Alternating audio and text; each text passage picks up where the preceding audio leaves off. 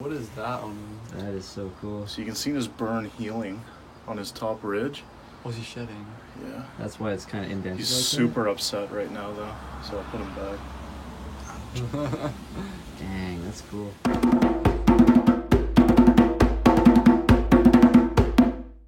Hey guys, so just like we said we would in the last video, we are going to take a trip to Critter Jungle, see if we can fill the place of the Tetras. And we've got right here, and we've got Zach there. We're gonna make 2 stops, and oh, by the way, I forgot to tell you, this gravel here, I'm selling to someone for 3 Dwarf Neon Rainbows. What? Yeah, I know, right? So we're gonna pick those up too. Stay tuned.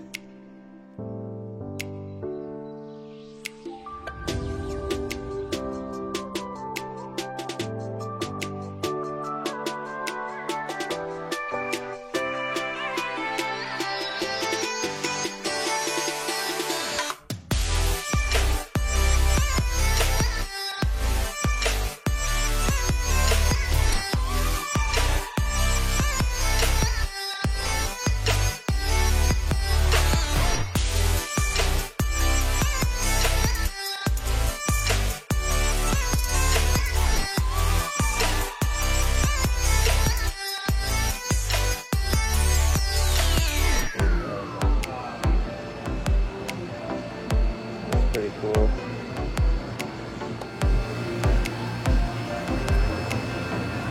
He's looking up with you, right? I've only held babies before, so this is awesome. Oh, we still got room to go. Oh yeah.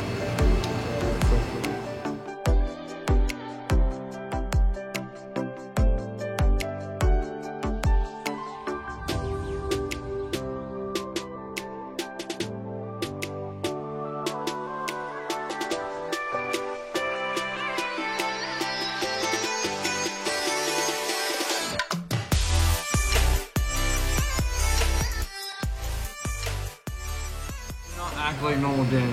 Hey Josiah, those are really shrimp.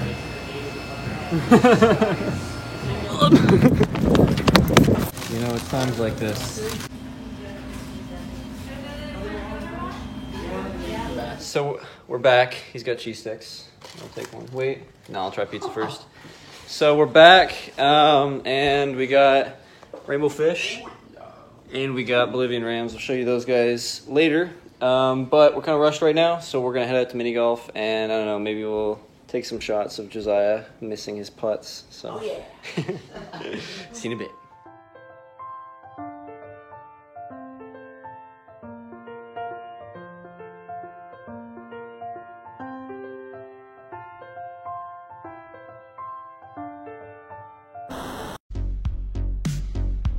All right, tell me when. Go for it. Okay. Wow.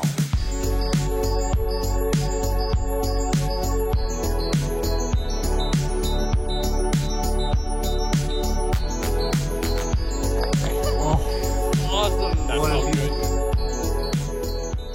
Put them in the air, boys. In the air. Cheers. Chocolate milk. And drink. Boys. And drink. You guys want to see what's under the hood? Oh, smoking garbage. What a beast. You know what I like about you, Zach? What? You're impulsive. Josiah, whose aquarium is that? Oh, it's yours. Whose aquarium? No, it's not mine. It's yours. Whose 20 gallon is that? Oh my Mine. gosh, look at that thing. This is gonna be. What are you gonna put in there? Probably Whatever Oscar. Matt tells him An to. Oscar? What do you think, an Oscar in there? No. No? Don't get hit, bro. Hey guys, welcome back. Today there's 3 of us. We've multiplied. Before it was just Josiah and I, and now Zach is here as well. And there's kind of 3 topics that we're going to be talking about. And that is the Bolivian Rams, obviously, which look awesome. The interaction that they have is great. The color is great. They really are what I needed in the tank to just kind of finish it off. And then after that, we're going to talk about the future of this tank. Will it get upgraded into a bigger tank now that it's kind of done? Will I sell anything more off? No. Stuff like stuff like that. And then after that, we're going to talk about, I don't know if you guys can see, that's a 20-gallon aquarium. Let's flash back to us getting the 20-gallon for Josiah. And then flash back to that. Yeah, so that's pretty crazy. And we're going to think about stuff for that, and we would love your suggestions in the comments for different ideas for that, because this is like a fresh start, and it's a blank canvas, and we're excited for what could happen with it. And yeah, so Bolivian Rams. Why are they good? Why do we like them? It's everything about a cichlid, but in a small package, right? So with cichlids, generally you're looking at a larger fish, a more demanding fish. But with Bolivians and other small cichlids, they're able to stay small, but maintain those desirable traits and characteristics, right? I agree. And with the small size, often comes lower aggression. I mean, they are going to stay. Now, that's not always the case, as we see with Demasoni at the store. They are little terrors, like almost in any case. With Bolivian Rams, that same size, much taller too. Better colors, in my opinion, more natural, and they're not going to be aggressive. Now, we did get 4 Bolivian Rams. Do we see possible problems with that? It really depends on the male to female ratio, depends on how they pair off, and if it's only 2 males, seeing how they establish over each other. If they decide to live in harmony with each other, good, perfect. If they decide to fight for dominance, that will be a never-ending battle, which one of them will lose eventually. So there is some risk associated with it, but the risk is low, right? Especially when the fish themselves tend to be less aggressive. Yeah. Exactly. I wouldn't even say they're as aggressive as Crebensis, would you? No, absolutely. Crebensis are very aggressive when they want to be. Compared to, let's say, other smaller cichlids, electric blue, Acaras. As we've experienced, not always the nicest. Extremely aggressive, or the nicest fish you've ever had, right? Big range. Big range, and it's just those, there's no build-up. It's just immediate, out of nowhere, as you've experienced, right? So we have seen that, hopefully you guys saw that in cinematics. Hopefully they were nice enough before this clip. But you can definitely see that Bolivians are starting to establish a pecking order. There's a little bit of a hierarchy going on. Now, it's not as severe as more aggressive, larger African cichlids like we saw in Zach's aquariums a little while ago, and hopefully we'll see them again. Very soon. Very soon, exactly. Hopefully an interview coming soon. But the Bolivians have established a pecking order. It's not as severe. They tend to just chase away the smaller ones. The bigger ones tend to be the victors. But the big problem that I'm wondering about with 4 is how will the male-female ratio work out? Now, the store said that usually they get males, whatever that means. Maybe it's just something that they say. I'm familiar with some of those sayings. But if it's all males, it should be okay. If there's too much squabbling between 2, it may be that I have to sell some of them off, or something else. Is there any others? Like, if they're squabbling so much, is the only outcome selling one of them off? One of the Bolivians, yeah. Yeah. But temperature and metabolism can be a big player in that as well, right? You can have 3 males and 1 female. If you get 1 male and female that pair off, maybe those 2 other males, right, won't have, that drive because of a bit lower of a temperature, right? Right. Here's a common practice in African cichlid keeping: lower temperature, lower metabolism. You're like my tank, way less females than males, but since I keep it cooler and I feed decently, I feed that good variety that they need, they don't really mate often enough to kill the females out of things like that. So the key with cichlids, even if there is more males than females then, is to keep good foods circulating around in the tank. Yes, day by day. A good variety, get those veggies in there and some protein, and lower that temperature. It doesn't need to be that high all the time. There's very few species, I would say, that actually need a very high temperature all the time. The obvious idea is, well, the fish are getting bigger, let's upgrade the tank. And that can be a stressful procedure. And a bigger tank's going to take up more space. I don't know if you guys have noticed or not, but this tank works because it's 3 feet, and 3 feet fits perfectly. Where'd my hand go? Between that window and that door that you guys can't see. So if I wanted to get a 75, which is the natural upgrade, I would say. It's the next 4-foot tank. It's got that depth as well, front to back. But the problem with that is, where does it go? It doesn't fit in that space anymore, and do we leave that space? You don't want it to be in the basement. Trust me, you don't want it to be in the basement. So do we upgrade to a 75? Do we just keep it like this? Do we separate the fish into different similar sized tanks? What do you think? 75. 75?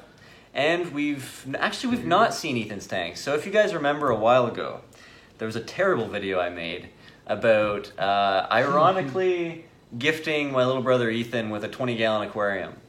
And he put a rainbow cichlid in it, which is pretty funky. You know, you don't see that too often. And so the idea is probably when they move here, which I hope they do, I miss them. And I do. The idea is when they move here, the two tanks kind of conjoin more or less, or they switch in and out. You know, there's some kind of fluidity between them when Or they 75 move back. on top with the 40 on the bottom. Both would work. I'm sure there's going to be some intermingling of fish because I love to play with different ideas and what different combinations go together. Can't sell Ethan's fish. But I can't sell Ethan's fish. No, I can't.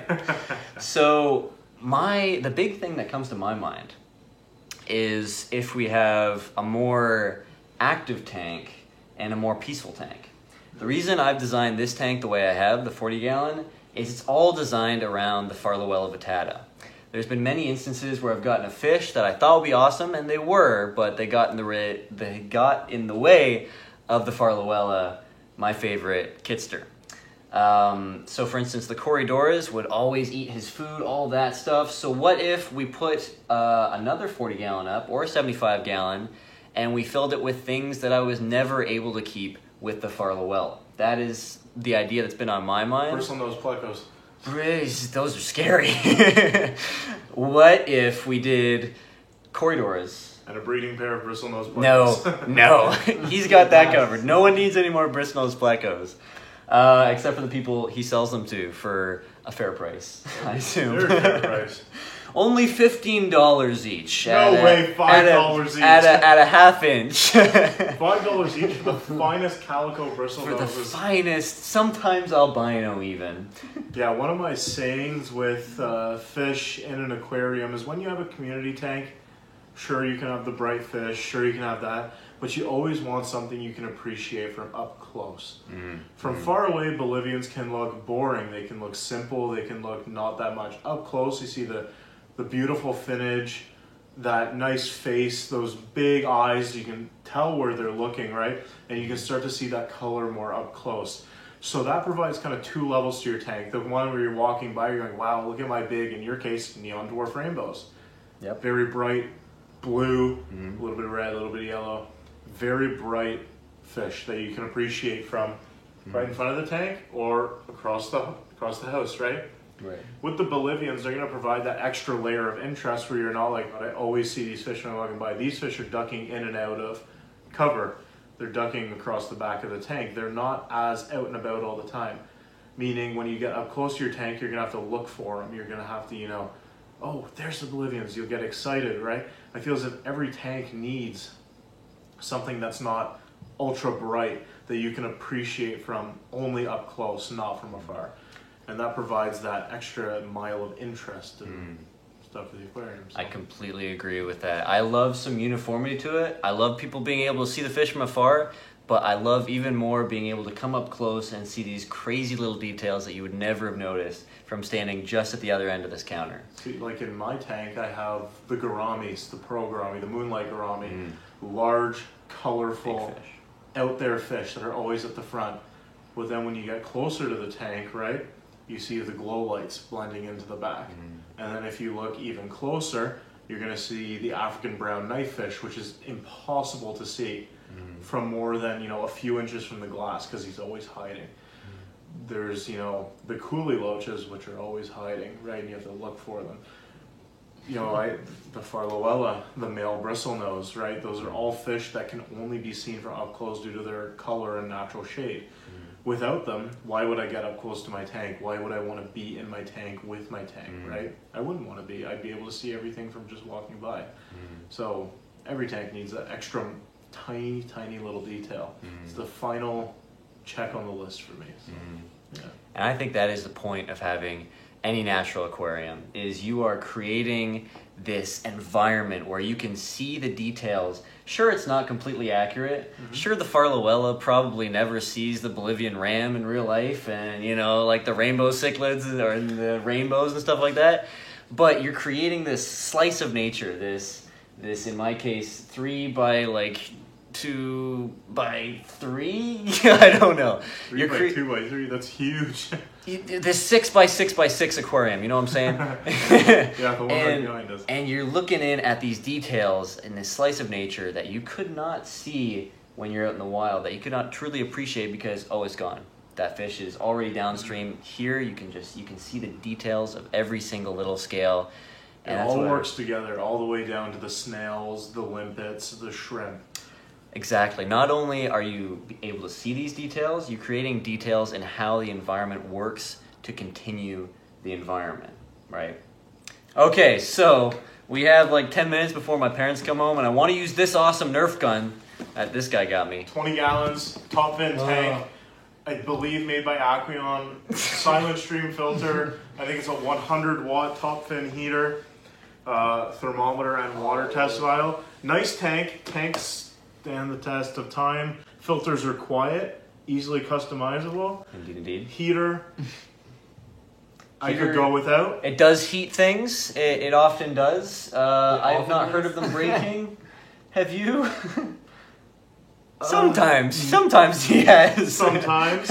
I'm a huge Eheim Jaeger heater fan, the True Temps. Right. All my aquariums have them.